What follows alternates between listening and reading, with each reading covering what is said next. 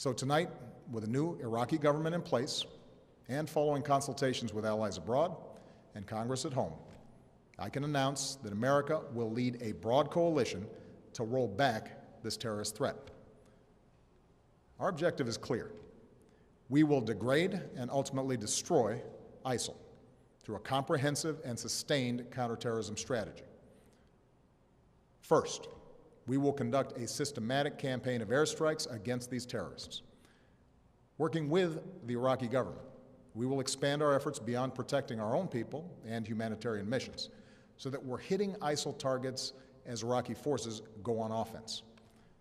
Moreover, I've made it clear that we will hunt down terrorists who threaten our country wherever they are. That means I will not hesitate to take action against ISIL in Syria as well as Iraq. This is a core principle of my presidency. If you threaten America, you will find no safe haven. Second, we will increase our support to forces fighting these terrorists on the ground. In June, I deployed several hundred American service members to Iraq to assess how we can best support Iraqi security forces. Now that those teams have completed their work and Iraq has formed a government, we will send an additional 475 service members to Iraq. As I've said before, these American forces will not have a combat mission. We will not get dragged into another ground war in Iraq, but they are needed to support Iraqi and Kurdish forces with training, intelligence, and equipment. We'll also support Iraq's efforts to stand up National Guard units to help Sunni communities secure their own freedom from ISIL's control. Across the border in Syria, we have ramped up our military assistance to the Syrian opposition. Tonight, I call on Congress again to give us additional authorities and resources to train and equip these fighters. In the fight against ISIL, we cannot rely on an Assad regime that terrorizes its own people, a regime that will never regain the legitimacy it has lost.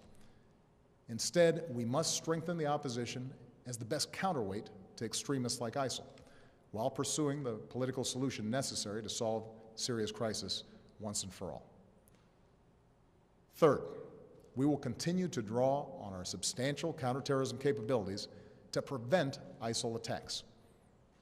Working with our partners, we will redouble our efforts to cut off its funding, improve our intelligence, strengthen our defenses, counter its warped ideology, and stem the flow of foreign fighters into and out of the Middle East.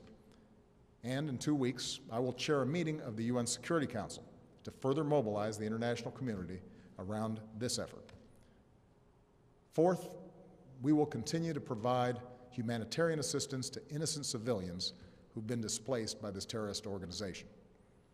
This includes Sunni and Shia Muslims who are at grave risk, as well as tens of thousands of Christians and other religious minorities. We cannot allow these communities to be driven from their ancient homelands. So this is our strategy, and in each of these 4 parts of our strategy, America will be joined by a broad coalition of partners.